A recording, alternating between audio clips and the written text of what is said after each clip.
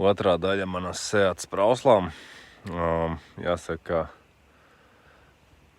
apskatot rampu degvielas, es biju nedaudz vispār šokā, kāda tur ir daudzums šīs te vielas.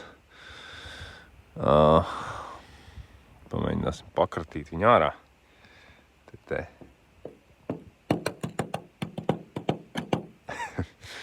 Negribās skaļi saukt dažus vārdus, bet es teiktu, ka varētu mēģināt iešņaukt.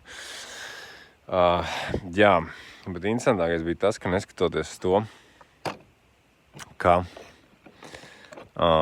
šīs te masa bija iekšā gan degvielas rampā, gan šajās te filtriņos, kuras es pārsteidzīgi izrāvu ārā. Uz stenda viņas visas smidzināja vienādu apjomu, nebija nekādas atšķirības. Tas, protams, izdarīja nelielu kļūdu. Es līdz galam nepārliecinājos, ka man ir tieši tādi filtriņi. Un es viņus, protams, izķeksēju ārā. Tajā brīdī, kad es mēģināju ielikt šos te, es sapratu, ka viņi ir pa pusmilimetru diametrā pa maziem.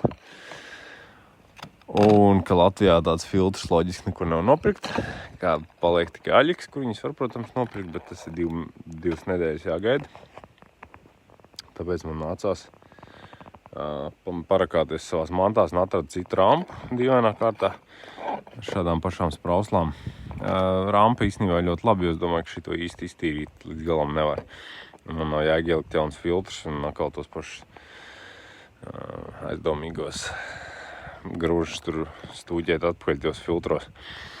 Bet nu jā, tad vienmēr sakot pasūti īstos filtriņus.